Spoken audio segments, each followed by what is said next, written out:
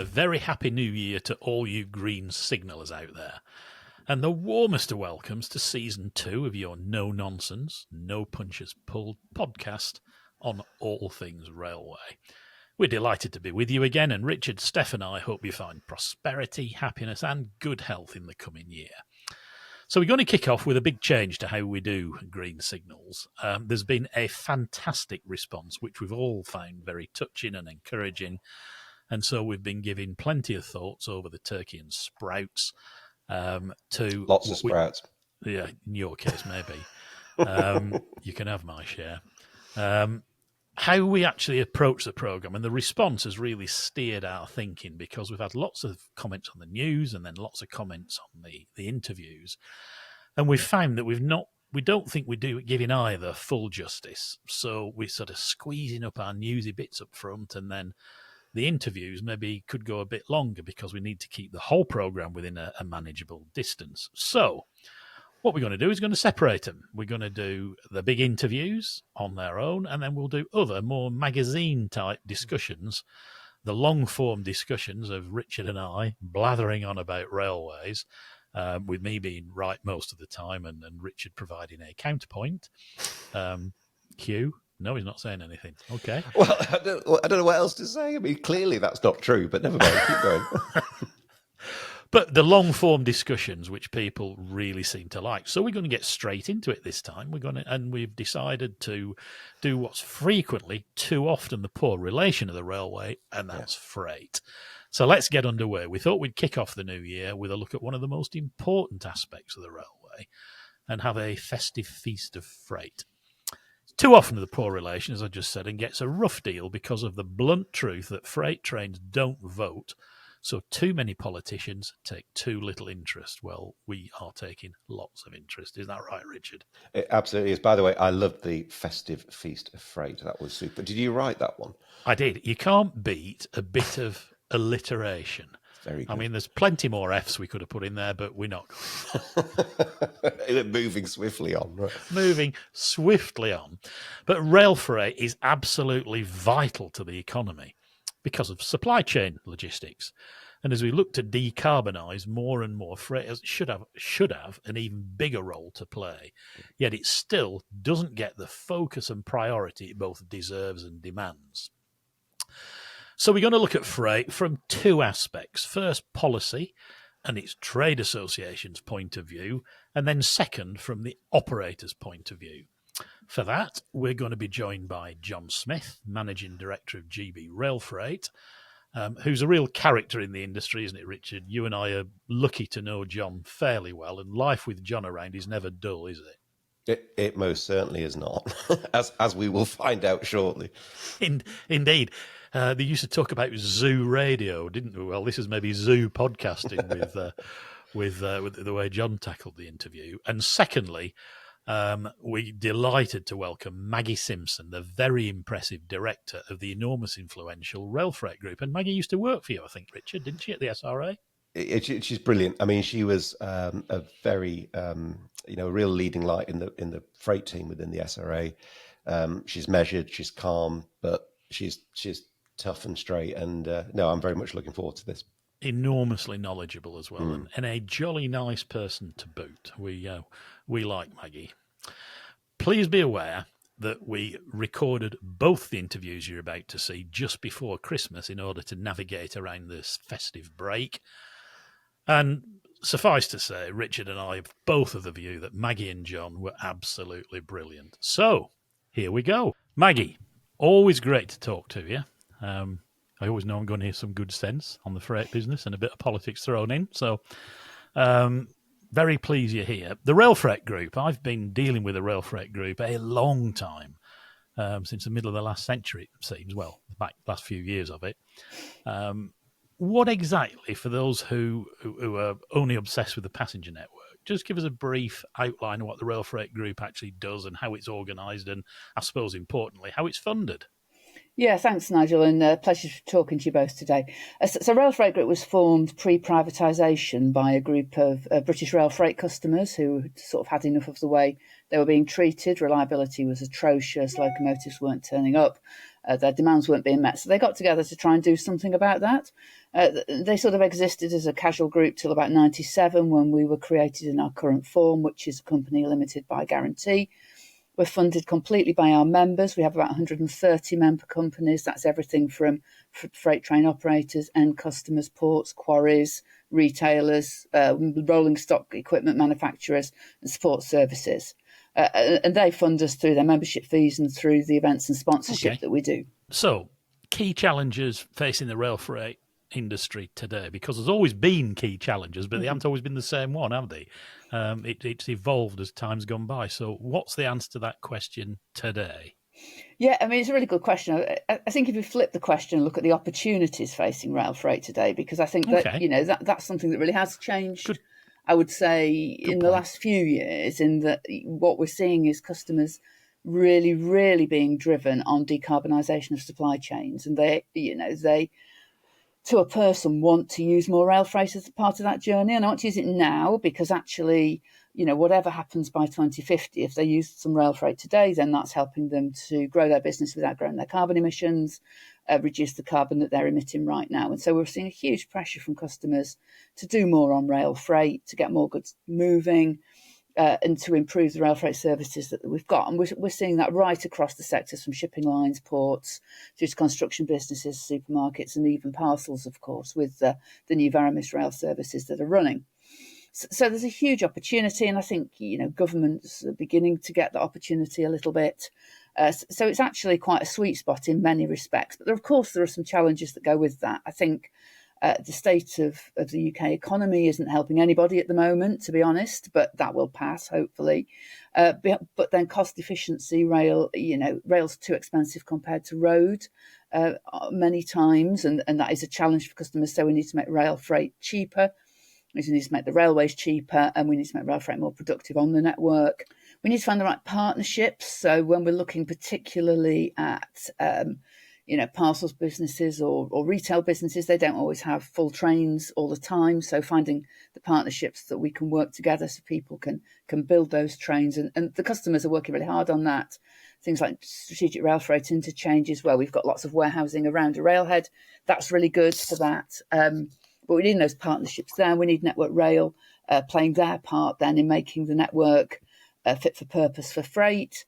Obviously, that means it's got to be reliable, it's got to be high performing, but it's also got to modernise how it works. Some of the systems that we run on are, older than some of us on this podcast today, and it's time they were modernised and help the industry to transform in the way that it approaches sort of digital technology and innovation as well. Maggie, that's you mentioned there about the fact the economy is a little bit down at the moment, and it will come back, and clearly that's I think we all take that view. With West Coast Main Line, let's just talk about West Coast Main Line, because government recently made a decision to cancel Phase 2 of High Speed 2. The Railfreight Group were quite critical of that, very politely so. You were very calm, very measured, but nonetheless, it has big impacts for when the economy does come through that cycle and can't come back again, because it's such an important freight corridor.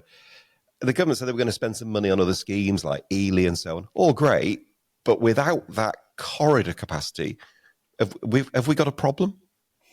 Yeah, I mean, Ely's a really important scheme for freight. Let's make no mistake. It's important for Felixstowe. It's also important for Sizewell and the booming construction market that there is in East Anglia, and for passengers as well. So we're really pleased that Ely's on that list. We'd like government to pull its finger out and actually commit to doing the work now. But by the way, but it doesn't substitute for capacity on the West Coast Main Line. I mean, the West Coast Main Line links London, Manchester, Birmingham, the three largest conurbations, and that's before we've got Liverpool and Scotland in the mix.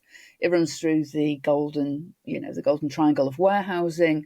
We've got strategic rail freight interchanges popping up all along it, encouraged actually by the capacity that HS2 should have delivered. People have made billion-pound investments on the back of that. And so, the potential for growth is huge, and this decision will make that harder. I think as you've reflected on your other podcast episodes, the passenger situation is totally unclear. So we don't know how many HS2 trains there's going to be. We don't know how many residual passenger trains, how long they're going to be, et cetera, et cetera. So the first problem is understanding what that capacity crunch actually is. We know there'll be one. We don't know how big it will be or where it will be, although we can make some fairly clever guesses about that. And then some money's going to have to be spent to fix them. And, actually, as well as the release capacity that we haven't got, in my darker moments, I actually think there could be a threat to the capacity that we have got if government tries to force those HS2 trains onto the network regardless. I haven't seen that recently, but we've certainly seen references to that in the past. So, I think there's a nervousness in my members about, not only the new capacity, but the existing capacity as well. And, north of Crewe, there were challenges anyway. They weren't resolved. Yeah. Crewe Manchester's was pretty sticky between Phase 2A and 2B anyway. That's not resolved. So there were some problems there that needed to be faced up to anyway. And what are the positives? I suppose now the decision's been made, it's some of those politics fall away. We're all at least on the same page. I think, Hugh Merriman has heard us. There's some working groups being established. People are starting, to engage with the freight community better than they have been in the past over HS2 planning. So I think there are some positives in the way forward, but it is a real worry. I mean, how on earth can you plan when there's all those unknowns? Well, you can't, can you? I think one of the things that one of the things that makes me the most cross, really, I think, is that breach of trust. Yes. You can't rely on what a government says, but once it's reached Act of Parliament, you kind of think you ought to be able to. And if you're an investor and you're looking at the UK now, what do you think? You can't even rely on a government Act of Parliament. Then what can you rely on? And people who are building this infrastructure, they've got every country in the world to put their money into. So there's a real job for this government or next to rebuild that confidence, I think. On the subject of the next government, I mean, I know Louise Haigh has been sort of taking expert advice here and there from people who know what they're talking about. Are you talking to her at all? I mean, of course, there's no guarantee that she'd get the Secretary of State's job, is there, if and when a Labour government comes to power? But have you got a dialogue going there? We haven't been talking to Louise, but we had been talking to Tan, and members have been speaking to Stephen as well. We've over the years talked a lot with the Labour Party, as well as other opposition parties as well. If I took this year, we've spoken to the Scottish Transport Minister, the Welsh Transport Minister, and many others. And at the highest level, I think they are to a drumbeat supportive of more rail freight. There isn't a lot of cross-party division in what they want to see in rail freight. Obviously, where it matters is what they do in detail about the delivery of that. But of course, at the kind of manifesto level where we are now, then, I think what I see is a uniformity of view that having more rail freight is good for the economy, it's good for the environment, and therefore that a government would support it. I mean, in terms of trust, it's only March that Sunak said that they were completely committed to HS2, and it's even more recently that Starmer was saying we will build HS2 in full. But of course, you don't hear that now, do you? No, well, I guess anybody approaching an election is going to be slightly more cagey till they see just how many pennies are left in the tin when they get there, aren't they? But, let's go back specifically to freight. You've often talked about relatively small electrification schemes, infills and that sort of thing. And I saw was it New Zealand Year, the figure of 60 miles being mentioned, that 60 miles of electrification could transform the electric haulage stats as a whole. I mean, is that right? And what chance do you think there is of that happening? Or is the future going to be more hybrid or bi-mode or even tri-mode, so that, it's not so much the last mile, but, joint journeys of electrified route and non-electrified route? Where are we going to go on that one? Yes, I think it's important to think about, what's happening today and then also about what's happening in the future, because every tonne of carbon we can keep out the atmosphere today is a good thing. And those infill schemes really particularly resonate today, where we've got an electric fleet that perhaps isn't working as hard as it could, and journeys that could easily switch into that electric fleet if those few miles were done. And, the obvious candidate is the branch line down to the Port at London Gateway, 3 miles, and you could switch trains to Birmingham, Manchester, Scotland from there, which are running already. They're running diesel, you could switch them onto electric easily. And the same there's a bit round the back of Old Oak Common, round Acton, which is probably going to get progressed because of the HS2 works down there. But, that would switch Felixstowe to Cardiff and some of the trains that run that kind of corridor. So there are little bits like that which are just no-brainers. You'd have more electric haulage today.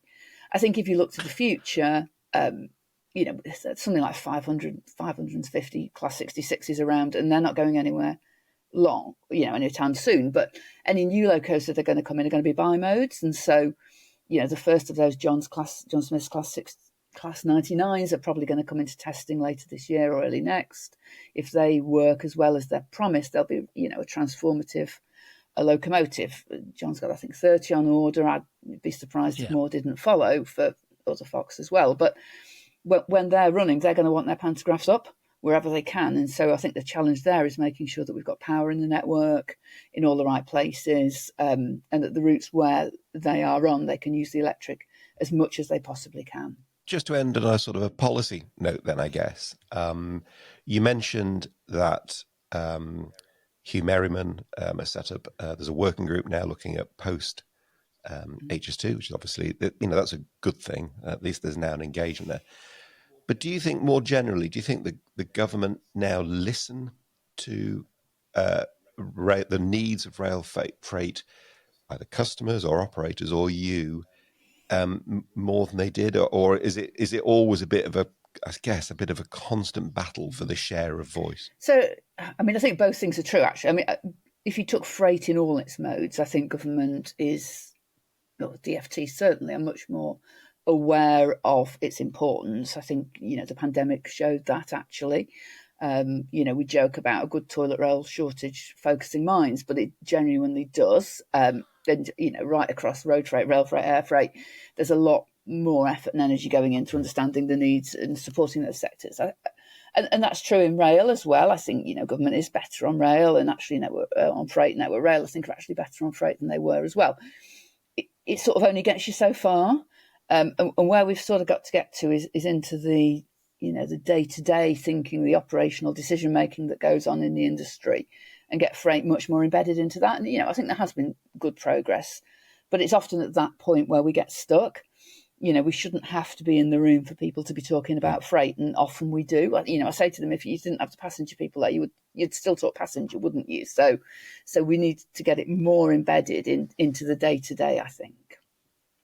Is that freight thing still a problem right at the front line, Maggie? That business of, recessing freight trains and get them out of the way because they're not that important, or there's the old chestnut about this passenger train's running late because of a late-running freight train. These sort of things, they might be relatively modest, but they do indicate a mindset, don't they?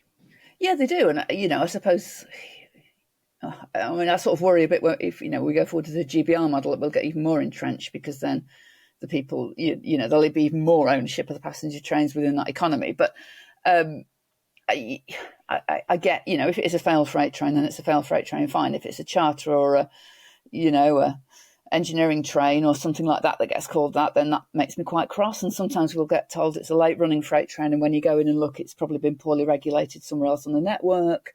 So there isn't that sort of system view that enables people to be properly informed about what's going on. And if there are some classics where empty trains get regulated because they're empty, but then they don't have time to load and unload and get back out on time. So there's an understanding gap. And I genuinely, I think there's a system gap as well. People haven't got the information out of these archaic systems to tell them what's actually going on. Well, look, I think that Railfreight Group and the rail freight operators, are probably, from my point of view, there's probably as much energy and can do and make it happen in that sector than there is in frankly often in all the other sectors put together. So it is exciting to hear, and we'll carry on being absolutely supportive, because it's a hugely important thing for the decarbonisation agenda, the economy as a whole. As you said, people don't really understand when the logistics don't work, life doesn't work.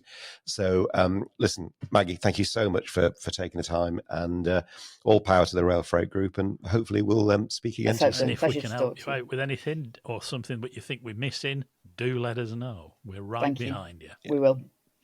Absolutely. Thanks, Maggie. Bye for now. Okay. Well, Richard, that was a very characteristic set of clear, no-nonsense responses from Maggie, don't you think? Yeah, it was great. There's some slightly alarming stuff, not because it was that Maggie said it. It was alarming what she was talking about. I was particularly concerned about the comment she made around the potential for losing capacity on the West Coast Main Line compared to even what is there now. And I think she's actually flagging a very important issue, given the decision around HS2, given the lack of capacity that we know about north of Handsacre Junction. There is a risk that when the politics plays out of having to put passenger services on, that freight will find itself getting squeezed. That's something we've got to be all extremely alive to. And we'll be keeping our finger on that particular pulse, as we will about the fate of Phase 2A anyway, Absolutely, won't we? Yeah.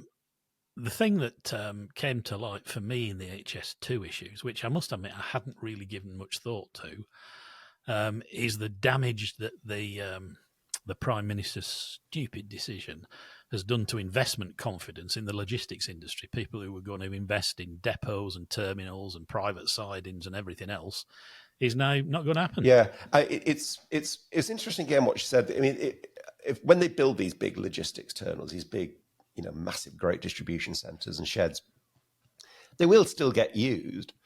They'll get used for road-based haulage, clearly. But the people that were interested in looking at rail will just won't come back. That's the problem. These are not decisions that just have no consequence, and that's the really depressing thing. It takes an enormous amount of time to get people excited about rail freight. It takes no time at all to switch them off. Well, that's right, and that's what I meant when I said it wouldn't happen. And of course, we did this in 1955, didn't we, with the footplatemen's strike? There was hundreds of thousands of tons of freight deserted the railway to the roads and never came back. We don't learn, do we? All right, let's move to our second wonderful guest on this show. And we were genuinely delighted to speak with GB Railfreight Managing Director John Smith. And as I said earlier, anyone who's had the unforgettable privilege to meet John or has come to know him well, as Richard and I both have done, will know that he is a true and irresistible force of nature. He's an irrepressible ball of unstoppable energy. He's relentlessly positive, half full. He's incredibly commercial.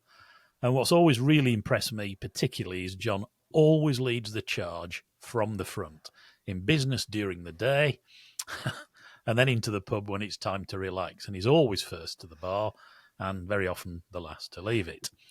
John's passion for people is one of his most admirable and most effective characteristics. So get your seasonal glass of Baileys ready and a few snacks maybe, and pay attention, because this interview shows John at his wonderful best. He bounces around like Tigger on speed, bangs the table, his phone goes off. It's all wonderfully larger than life, but it's John at his very best, and we love him for it. So for that reason, Richard hasn't edited this much. It's a bit like a live album, isn't it, Richard? That's exactly what it's like, yeah. It comes across exactly as you had it on the night, sort of thing, with all the little wrinkles as well. We think it's why you're going to love it as much as we did. So let's do it. Good morning, John Smith. Delightful to have you here. The GB Railfreight story is a remarkable one. I remember the company being founded.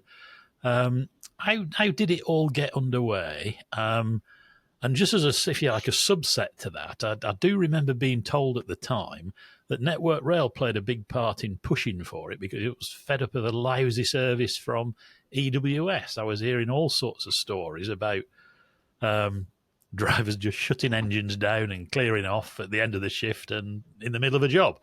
And that this new freight company was going to play a big part in putting this right. So how did it all start? Is that true or urban myth? And what's the scale of the business today? Well, almost. I'm going back to the beginning, almost lost in the mists of time, actually, Nige. From a very personal level, I was working as what was called Deputy Managing Director of a small passenger franchise, Anglia Railways. And we had a bunch of nutters who were our shareholders called GB Railways. still around. Some of them: Mike Shavis, Max Steinkoff, Jeremy Long. We're all actually lifelong friends now. They had ideas around winning more franchises, which they didn't do, but doing open access on the network, because back then there was as we go through these cycles, there was an encouragement towards open access. And actually, some of the spin-offs on the passenger side, because I don't know whether you remember, but we ran an open access operation which triangulated around London from Colchester to Basingstoke to Northampton back round to Colchester. And Hull Trains was one of the spin-offs that they created.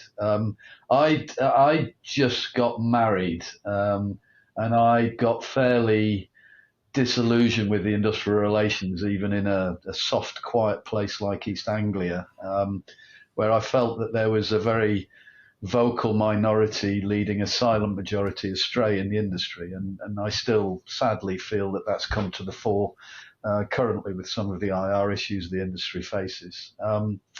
So I had two choices. My wife and I, or new wife and I, BC, before kids, we thought about a beach bar in Barbados. Both she and I bitterly regret not having gone down that avenue, but instead we had this. It was Mike Shavis's idea. He said, "Why don't we set up a freight company?" There's been no competition. So you remember '95 was privatisation, or we're old enough to remember it. And 2000 was when we incorporated GB Railfreight. And in those 5 years, Freightliner existed as an MBO, just doing deep sea market.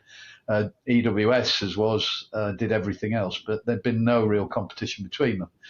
And as you say, there was a degree of dissatisfaction from the Network Rail, was Railtrack then. They were the biggest customer and still are the biggest customer of Railfreight in the UK. They're a bit schizophrenic because obviously they sell to us as well as buy from us. But what they do and how they resource it is hugely important to the Railfreight industry. It gets missed on occasions. So there was a very driven chat, and back then it was Railtrack was floated. The share price was £16, whatever it was, and they had a degree of freedom to move things on outside of government procurement processes. And there was a chap I met was determined to break the mould. So I said to Michael, "Okay, I'll give it a go." I had loads of consultants looking at it who were just, taking your watch and telling you the time. And I think I concluded that the only way to start this was to find the biggest customer, to see whether they had a desire to split their supply chain up. And that's what we did. And that chap called Martin Elwood, actually, Martin's retired now. And it was then, as you described, it was when he was responsible for all the big renewals programs. When he had a ploughed field at Stratford, the last thing he needed was the train driver to be awkward about what was required of them. He had enough problems with his yellow plant, with the project plan going awry, with everything else that happens in big jobs on existing railways. And so we couldn't raise finance. I used to go around the City of London trying to raise £1 million of working capital, and we used to get the most junior bankers who would question me as to why the trains were always late into Liverpool Street. I blamed Richard at that particular point. Oh, well, fair, yeah. What Railtrack did and what they could do is they acted as a guarantor on our leases for the first batch of locos. So we negotiated a deal. We ordered the 7 locos. The logic was that we would be bankrupt within a year, but then the agreement was that Network Rail would guarantee the leases on the locos, would step into them and spread them elsewhere. And then it was a clean sheet of paper. It was something that allowed us to get hold of the silent majority and go, look, if you work hard, if you like trains, if you're true railway people and you want to earn decent crust, we'll pay you good money, but we need more from you. In terms of cooperation, flexibility, productivity. And there was about 20 of us when we started, I think. And that's really how it came about. And John, I know just stepping in briefly, I know people give privatisation a hard time for lots of reasons now. But just hearing you talk about that, this is why we did it. It was like, because we're just going to have a go. We're just going to have a go and see what happens. I mean, we've kind of lost a bit of that, haven't we? Well, it was eye-opening to me, Richard, because I mean, I've had half my life in the nationalised industry and half of it in the private sector. And wherever we are now, certainly back then, it was just so exciting. And it exposed what was a fairly naive engineer, maintenance engineer on the railways, to commerciality, to the importance of productivity within the assets that you were using. And it just gave you a completely different outlook. And you met people from a completely different walk of life. It gave you, so it was great. And back in the nationalised days, I mean, I had a reputation. I used to go and close places and lay people off. And all of a sudden you could buy things and employ people. It was just brilliant. So what's the scale of the business today, John? We employ about 1,500 people now. We're fairly national. Nige, we go, our furthest north train crew depots in Inverness. Our furthest south is probably, we operate to Calais, so we operate through the Channel Tunnel. And we're probably bigger than some of those we originally set up to compete. Did I see something in the news recently that your wagon fleet is now bigger than DB's? Yeah, it depends how you measure it, because some of it is hook and haul, so it's not all ours. But we have over 2,000 wagons and about 150 locomotives now. And the business, at a turnover level, I'll have to shoot you if I tell you the profit, but at a turnover level, we'll turn about 320, 330 million this year. Okay, so the corporate cult, it has been a superb growth, Richard. I mean, it was fascinating because I remember that the company being launched just about as I was taking over on rail back in, which was not summer 95. So you came along after that. Excuse me. And it's been absolutely fantastic just watching the growth. But one of the big differences, John, that I see from the outside, and I know it's obvious inside, is GB's culture is very different.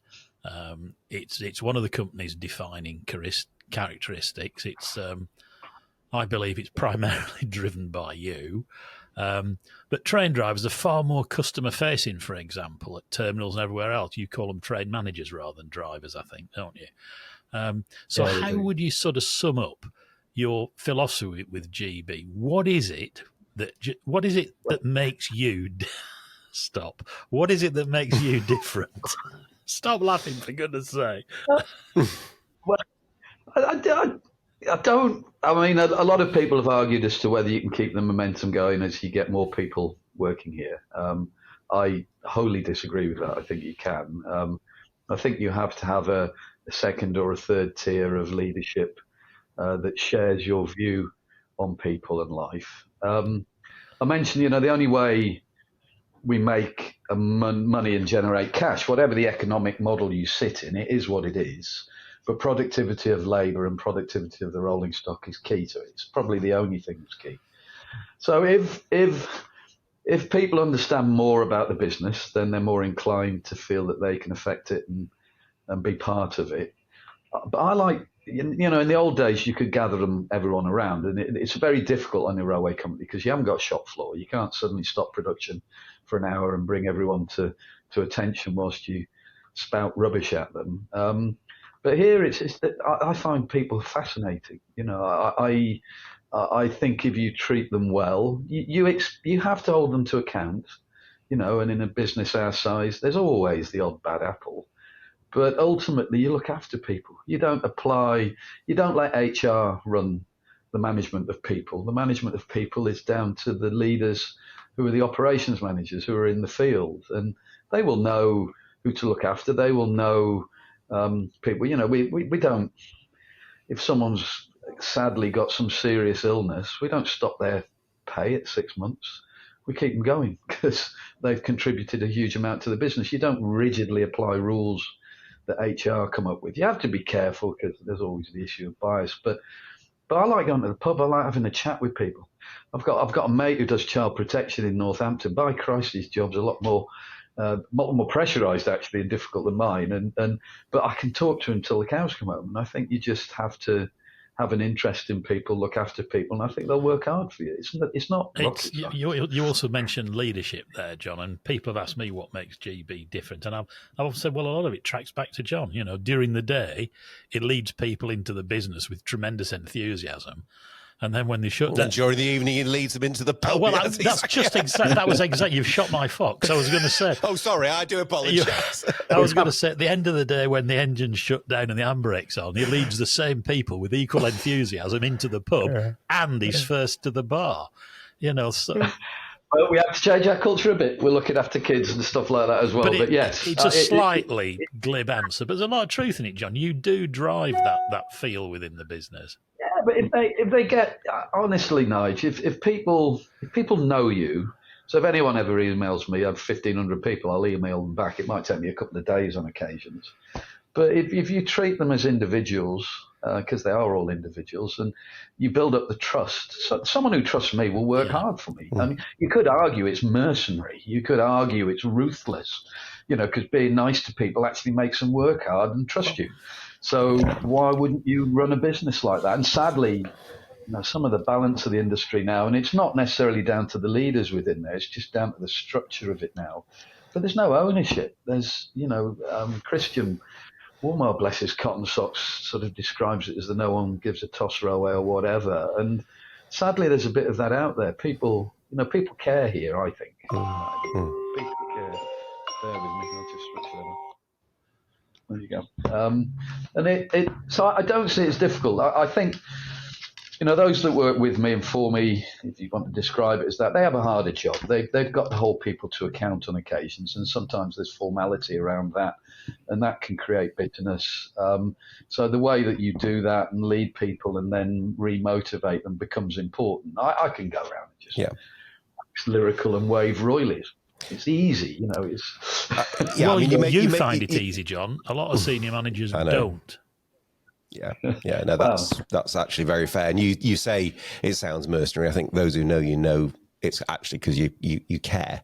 But that it leads very nicely onto the industry, because you mentioned that real concern around almost like that. Everybody's sort of lost a bit of there's real low energy at the moment, and nobody really cares kind of stuff. So if you take a step back and away from GB Railfreight and just look at the rail freight sector as a whole in the UK, what do you see? Do you just see, I suppose, a bit of despondency? Do you see some positivity? I know you're relentlessly positive as a person, but what's your 30,000-foot view of rail freight in the UK in 2023? From my perspective, I think we're in a sweet spot. There's things you cannot affect, and the markets are one of those. You have to adapt to that. You can protect yourself commercially over it, seek guarantees in contracts, do whatever else you might want to do. But overall, I think we're in a sweet spot, but the economy's fairly shit at the moment. And we will see, through the green agenda, through whoever gets into power next, a continued momentum towards decarbonisation. And we tick that box. We've got to work at that, because I don't think we can run Class 66s till the year 2100. So there's a need for capital investment and things to change. But overall, I think we tick the boxes. And we're seeing, a number of customers at the moment, and there's some that are fighting for survival. So you understand when they say, sorry, a lorry's cheaper. We ain't sticking anything on rail at the moment. Yeah. But overall, the general direction and general momentum is with us. We need healthy competition. It's not a good thing, I don't think, on occasions that some of our competition is struggling financially. We need a profitable industry across the whole of the industry. I think the 8% growth target, whatever the rights and wrongs of GBRTT, and whatever the rights and wrongs of where the government has failed to legislate, and whatever the rights and wrongs of pulling that together, at least it has spat out a growth target that I'm not sure it's 8% growth of what. Wagons, tons, money, not quite sure, but it sits out there and it's giving us an opportunity to focus people.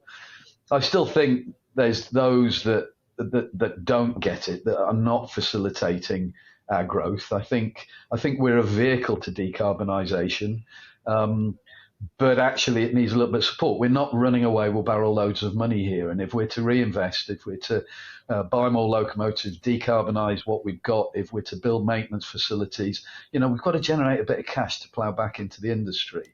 And I think sometimes some of the control measures that are in the DFT, some of the control measures that are in the ORR, they're not necessarily fully appreciating that. I think the Transport Ministry is good in that context, but it just takes a long time to change stuff. So just going to that point about the growth target, right? Because I came across that and thought, why is that a kind of a government target? I mean, the one thing I kind of always felt about Railfreight was the best thing you could do to help it grow was kind of not get in its way, support it, but not really try and manage it, because actually you're really good at that, right? So I struggle with quite why somebody else has given you that target. It's a bit like sort of Soviet Russia saying grow more wheat, you know. Yeah, generate more electricity from coal. Yeah. No, I couldn't agree with you more. I think it has, and it has some perverse outcomes, because it was enshrined within GBRTT originally was the logic.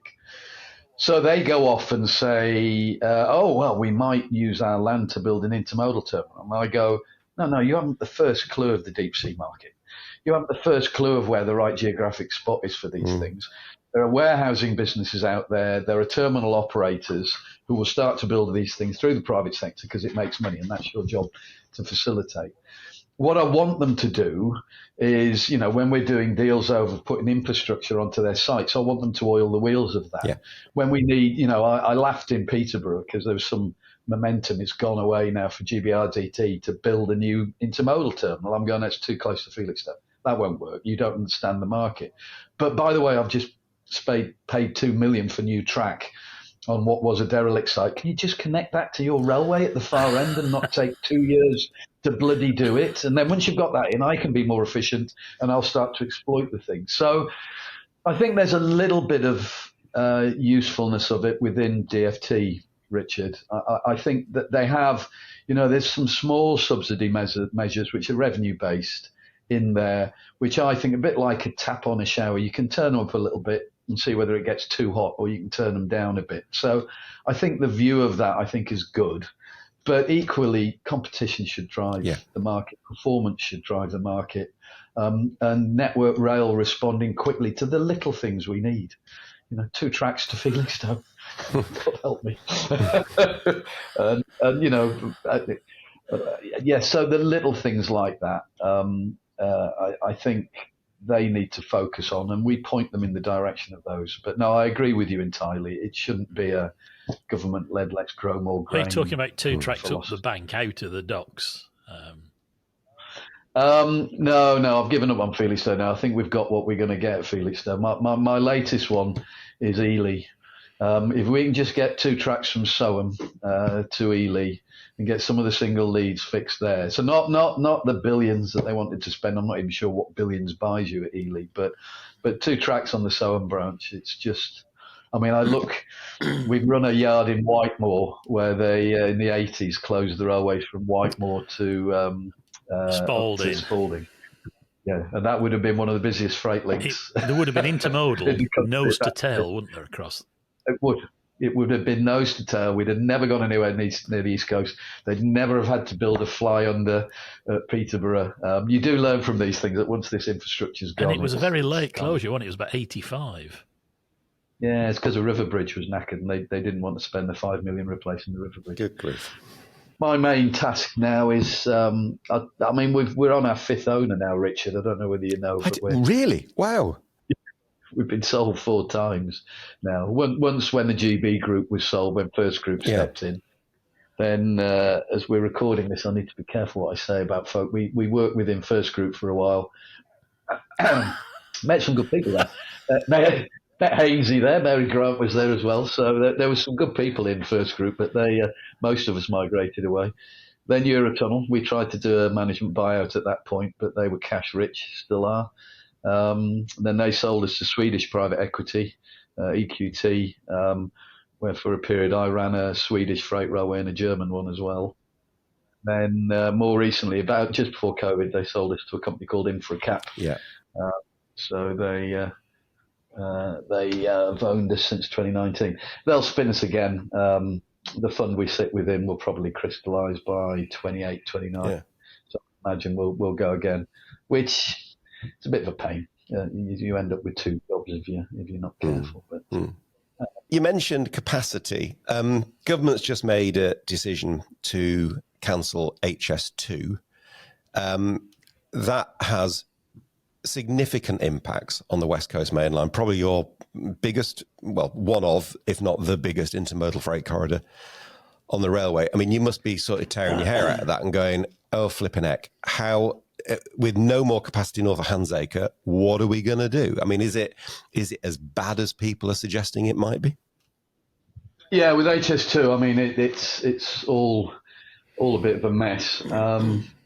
You kind of understand the underlying issues in relation to cost, although, I mean, I'm no expert on these things, but the specification for the trace, the speed that the politicians wanted it to go at, I think, and the logic of putting everything through a tunnel, I think has increased the cost. You have to remember that one of the constructors is actually one of the French high-speed rail builders as well. So, but when it comes to capacity, I don't think anyone knows, Richard. I think, talking to the minister the other day, I think it's fairly clear that where the railway spits itself out near College, it's going to have some work done on the traditional railway.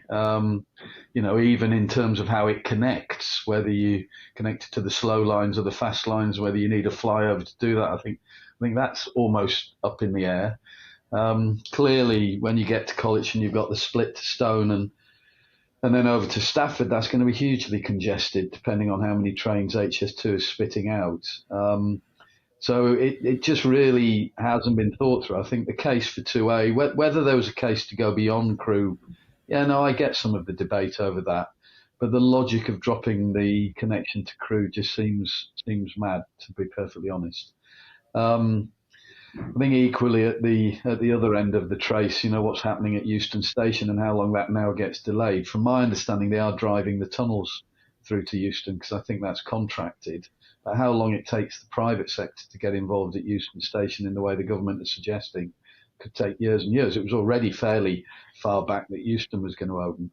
But you look, I mean, this is an HS2 comment rather than a comment around capacity for rail freight, but you look at the changes that have happened at King's Cross and St Pancras through the investment there. Yeah. You can't really value to that economically. And Euston, you need to walk down the Euston Road to what is a fairly rough area that needs redevelopment, and it will change that. And you look at the other end, you look at Birmingham, where it goes into the area of Birmingham, which is particularly poor. That will get developed. And I think the links between the main cities, it's long since proven and it's been proven elsewhere in Europe. If you make Manchester and Birmingham only 45 minutes, an hour apart, it completely stimulates the economy of both cities. Yeah. And that is being missed. But from a capacity point of view, it just doesn't make sense. We'll have space up to Rugby. Some of our trains only go to Birmingham, so that's good. But there's a hell of a lot of freight goes West Coast Main Line, Stafford. Stafford Crew, one of the busiest bits of the West Coast Main Line, and then it narrows to as you're going north of there. So who knows? I mean, things can change. I'm particularly, and I'm not sure where things stand at the moment, but the logic of selling the land back to almost completely undermine the 2A section seems bonkers to me. I would sit on that for a while and wait to see what happens. Equally, but all politicians, Labour, having gone to say they were going to build the whole thing, now have sort of said, we can't reverse what the Tories have done. We're just going to leave it as is, and it can't be left as is. It just can't. No. Completely undermines the business case of what they've done. Wanting to know what the future holds, of course, is very important, isn't it? And we've seen some rapid changes around it. For example, on the S&C, it doesn't seem that long ago that there was a lot of investment going into there so that it could handle, a dozen coal trains a day from Hunterston to power stations in Yorkshire. And now we've got a sort of, if you like, a modernised main line. It's all gone. Surely, well, we still run some freight over there. There's quite a bit of aggregate goes over there now. But that big chunk of traffic, but surely it makes hard to justify the case for infrastructure when things can change so quickly. Well, they can, but that's kind of what we're good at, Nige. There's a lot of debate about capacity in the working timetable that sits in our agreements with Network Rail. And sometimes you're not using volume, and then other times you are. The market does change. The railways has to be flexible like that. The roads are. And I get, for the amount of money that's put into the Settle and Carlisle, people might question the validity of that, but it should never have been left to get in the state it was in. No, it shouldn't. These are key corridors, and I think that's getting more appreciated now. That there will be other work comes back there. The deep sea market has developed, but equally the internal intermodal market. Not that goes via the S&C. You're looking at West and East Coast mainly. But those markets are beginning to develop, and you have to be very wary. It's almost as bad as closing a railway line. If you let it deteriorate to the point where it isn't capable of carrying anything above something that weighs 50 tons or whatever it might be, then the point of it becomes you can't exploit that. It becomes almost as bad as a closed railway. So yes, I get your point. But as I say, I think they should have done more to keep it in a fit state in the first place. And then, I've always said it's a bit like Richard's point earlier on. If you put some infrastructure in that makes sense from the point of view of what the freight operators say is needed, we will then exploit it. We need to grow the market. You're very good at that. Yeah, we will run the trains. Just listen to us, because it's not a lot, and it's not billions, but put a loop in, put a bit of two-track in, put a siding in. Once it's there, we will exploit it. But you've made that point twice in this interview now, John, that some of the things you require are just not that big or not that complicated. I mean, I've sat in meetings with you where you've been pounding the desk saying, all I want is two tracks. It's not like you're looking for grade-separated junctions and a new railway, and yet it seems so difficult to even get those relatively modest things away. Yeah. I mean, for all, we used to joke about it, Nige, but for all the politicking, for all the engagement with the mandarins or the politicians, I just used to say, if I get two tracks to Felixstowe by the day I die, then perhaps we've achieved something. And it does feel like that. And we actually did. Well, it's only a mile's worth of two track, but at least it's bi-direction. We actually did get that, and we got, and some of this has dried up. It boils down to the Strategic Freight Network Fund, which was not a lot of money, but was ring-fenced for purely freight things. We got Bacon Factory Court at Ipswich. We got the link from the overbridge at Nuneaton down to the main line. So it wasn't enough. We got the extended sidings at Buxton for the aggregate services. So it wasn't a lot, and it was still like ploughing through treacle, but stuff was happening. Sadly, all that's gone. And, we've been lobbying hard now to say, please, just within the control period, ring fence 200, 300 millions worth of money, put the governance into Network Rail. We'll sit on a governance board and we'll say, what the next obvious thing to do is lengthen the siding at Southampton or whatever it might be to get longer trains. But sadly, that's just not on the government's agenda. I'm not very good at looking backwards, and I know you're not particularly good at that as well. It's always about looking forwards. But there's one thing I do genuinely regret, actually, about the Strategic Rail Authority decisions taken, and one was in a particularly difficult spending review thing. Was cancelling the freight facilities grant, and that was a mistake. Right, and absolutely, I put my hands up and say that was a mistake. And it's essential, isn't it? Whether it's a strategic rail freight network fund or whatever, because your customers can't justify the capex of these sort of terminal connections, can they? So unless the public purse supports those, these aren't going to get done. Or is that too negative? No, I think it's true. It's again, it's a bit like, because a lot of people say, well, should it be government money that's supporting the private sector in operating more freight services? But the same happens on road. There's reasons there's two grooves on the inside lane of most motorways is because lorries do far more damage than they pay for to the infrastructure. So the government ploughs money into putting 4 lanes onto motorways or whatever it might be. So I do think it's a reasonable ask. I do think it's not a lot of money on occasions as well, Richard. And in terms of freight facilities grant, it is capital that's being invested. So I think as a mechanism, the one thing I learned is once it's gone, it's gone. You keep asking for it back, and actually, a lot of the time, you're just trying to retain, like Mode Shift Revenue Support, which is a revenue grant around the deep sea market. We're desperately saying, do not throw this in the bin. We'd love it to grow, we'd love it to stimulate the market more, but for goodness sake, don't just ditch it because it's 20 million quid of money the Treasury can have back. So yeah, I think that was a mistake. I would agree with you. Is there anybody out there? Have you got any customers who can actually say, do you know what? I can see the switch to rail freight makes sense, and I'm prepared to put some cash in. I'll tell you why I asked the question. I live in Derbyshire. There's a load of guys want to reopen the line through here, through Bakewell, and they're absolutely convinced themselves, I think, that the freight. There's a freight flow that could justify that, and there's all these, sort of aggregates business prepared to tip a load of money into supporting it.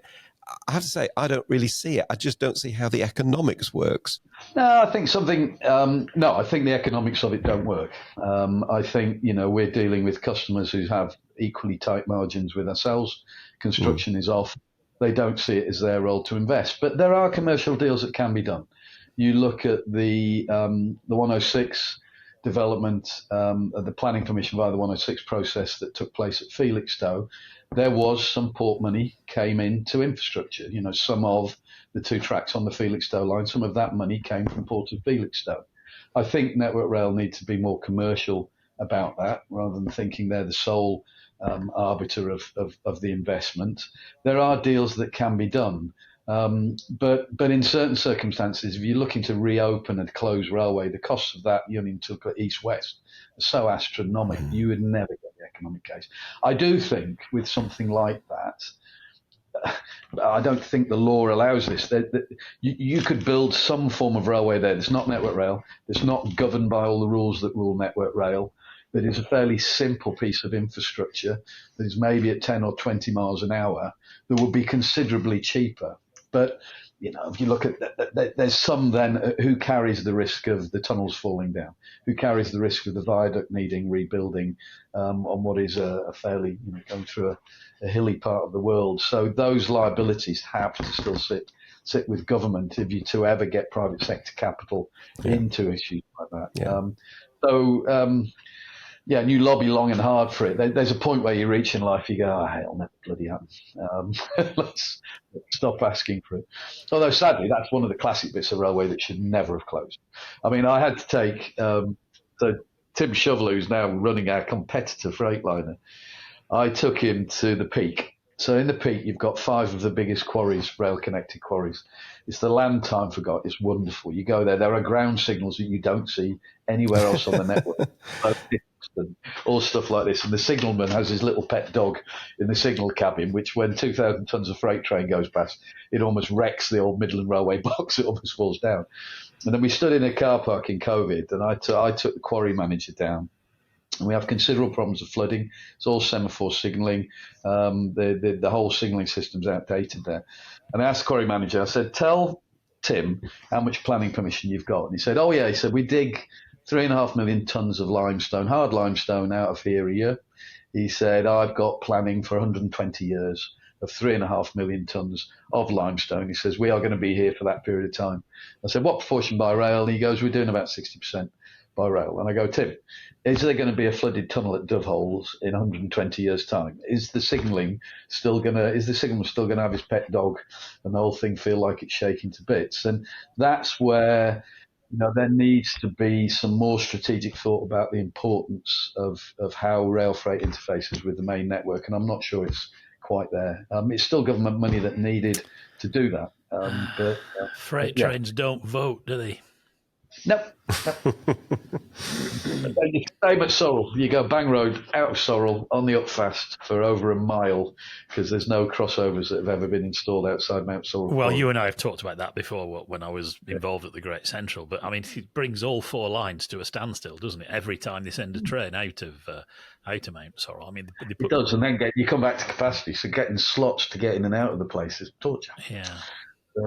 So there is rail freight growth. It does need the small things, Richard. but equally, someone needs to sit down and go, actually, we need to allocate some money to work on the links at Mount Sorrel out, or work on, because these are industries. The great thing about Railfreight, it's not about navel gazing over train performance. It's about construction. It's about GDP. It's about steel manufacturing and car manufacturing. It's about, building things like HS2. It's about the whole key planks of the economy and how it works here. And you have to be seen to oil the wheels of that a bit, I think. And the implication is that they're not. So, do you feel more or less positive with the outlook for Railfreight now than you did 10 years ago, John? You've got to be positive, Nigel. Hey, he's a Sunderland supporter, right? He has to be positive. Otherwise, you just give up, don't you? 5 years in League One. God help me. I didn't even know where some of the bloody places were. Where the hell is Forest Green? Do me a favour. It's like... I know Nailsworth. I know that one, yeah. It's on top of a hill. It is. Yeah. It is. I've always admired your relentless positivity. I think life's too short, Nudge. You take risks in life, and unless you drive things on, if you deteriorate into your own little world and get all nervous about stuff, then you'll never change anything. And sometimes the risks work, sometimes they don't. So I think underlying that, as I tell our shareholder, I said, you've got a business here that is going to tick all the boxes. We're owned by an infrastructure business that is all about sustainability. Its investors, the pension funds, put considerable restrictions around which businesses they buy, and they bought us because they see this as the future. And we'll have our ups and downs, and we'll plough risk in order to make sure that we're leading the pack. But yeah, of course I'm positive. So I haven't come across many people who seem to believe that the Conservatives are going to win the next election. So we likely will be faced with a new government in the next year at the most, I guess. So what would you be hoping that Louise Haigh, the Shadow Transport Secretary, is going to say and do? I do know that she's been out and about talking quietly to some folk who know about railways and taking advice. Has she talked to you? Have you got an appointment in her diary? We're working on that. And there's the question as to whether she will be in that particular job if they do get in power. That's one of your problems, just second guessing who's going to have the job. I think we've got a very good minister at the moment. I don't really care about his political colour. He takes an interest in what we do and sees it as important, and hopefully she'll do the same. I think equally, the one thing I've noticed about this minister is because he chaired the Transport Select Committee, he knows his brief. He understands it. He does. And I've had people come through the transport, either Secretary of State or the ministers, who come and go, and they haven't got a clue about their brief. It's been a breath of fresh air, be they Tory, Labour, Lib Dem, whoever they might be, to have someone who actually gets what we do. And that will change things a lot quicker. So I don't know her. I've met her a couple of times, but I don't know her well. Hopefully she's well briefed and intelligent and understands what we do, and hopefully that'll be helpful. Well, you need to keep on doing what you're doing, John. So your relentless positivity and doing it all through a smile is fantastic to see, and I hope that it continues and that you'll come back on green signals at some point. Well, Nigel, I have to tell. I can't let John Smith come on here and not tell you one of my favourite stories about John and his relentless positivity, because we can see a Sunderland shirt in the background there. I know where this one's going. You know where this one's going. So John very kindly invited me to see Sunderland versus Blackburn Rovers, my team. It's a few years ago now. And you made me go down on the pitch, right? We had a photo with all with your Sunderland kit on, right? Which I thought was a bit harsh. It was a pretty grim game from memory. 0-0. And at the end of the game, I think it was Barry Turnbull was there as well, right? And you and Barry and a couple of others sat there working out how many points you would get from the remaining games to stay up. Yep. How many did you get? None. Absolutely. Until Derby County beat us, we went down with the lowest Premier League ever. And that was the last point we ever got was from Blackburn. And you were so positive, and it was one of I've downed out on that one, I have to say. Anyway, sorry about that, Nigel, but it's that's fine. That's fine. And talking to John, we need to talk to him again, because we've talked about this, Richard, about for this series for the podcasts. that when we have guests on, we ought to ask them to come along with one, if not two, anecdotes. Yeah. And I happen to know that John has got some stunners because he's told me a few. Are they broadcastable? Well, some are. That's what I'm just trying to think through them now. There's at least 3 I've already ditched. He's also got one fantastic photograph, which we'll have to get him to come back on with a gantry over a line somewhere. It's health and safety nightmare, and there's a bloke sitting on this gantry right in the middle, right over all the tracks, with no ladders, anything around. You just sat there with his arms folded, beaming. But we'll have to do the anecdote thing. But look, sorry, we're getting into pub mode now, aren't we? John, thanks ever so much for coming along. It's been a delight to have you on. We'll definitely have you back sometime. Have a think about the anecdotes, because we'll have to do that. It'll be a great little addition to this series, and I know you've got some really good ones, even some that are broadcastable. So all success to you. More power to your elbow. Keep on doing what you're doing, John, and thanks a lot for coming on. Cheers, John. Thank you both. Cheers. Wow. Well, how was that for you, Richard? I'm exhausted just watching it again, and I knew what was coming. It's brilliant, isn't it? Every politician, every industry leader, everybody interested in rail freight, actually not even just rail freight, should listen to that, because it's clear, it's direct. You can sense his frustration. I mean, one of the things that I found odd about the last couple of months on rail freight was the bit we talked about there in the interview about this 75% growth target. I mean, it is a little bit like, that how much grain should every factory produce next year sort of thing. Government can't really influence it. What they can do is they can sit down with all the rail freight operators and the rail freight group and say, what do you need? Do that, and then let them get on with it. That really is the best way forward. I've certainly learned that with freight. These are very, very impressive people. If given the support and you unlock the things that they can't do themselves, everything else they'll just get on and do it. Absolutely, roll the pitch for them, and then just get out of the bloody way. Yeah. And let people like John and Maggie and everybody else in freight get on Tim with it. Shoveler at Freightliner, all these guys, these are really, they are pretty much the best we've got, so let them get on and do it. They are, and they are the liveliest people around, aren't they? They're utterly irrepressible. I can't even say it now. And we should just get out the way. So we'll have to do what we can to get that interview in front of as many people as you said. Well, that's sadly all we've got time for today in the first of our big interviews. Looking forward, with a Prime Minister who looks increasingly hostile to railways, 2024 is going to be just as challenging as 2023, if not more so. And Green Signals will be right here to chat about it all and hold their feet to the fire where necessary. Isn't that right, Richard? Well, if the way 2023's ended is a signal of how 2024 is going to start, I think holding their feet to the fire might actually start to want to dip them in it. Actually, it's going to be a tough old year. Well, we return to the quote that from our last episode about putting some well-targeted boots into, into carefully chosen.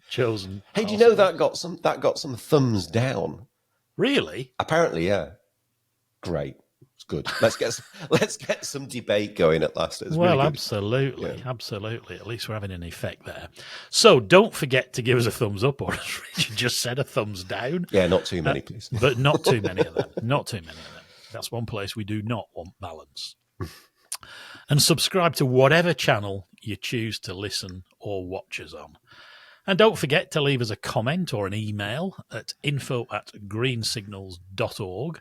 We love to hear what you think, and all the comments help us to further design episodes, shows, videos, and who knows, maybe we'll branch out into some other exciting firsts for Green Signals, maybe even some stuff where you can get involved with us directly. So do stay tuned, do keep listening, watch this space. You ain't seen nothing yet. We do have big...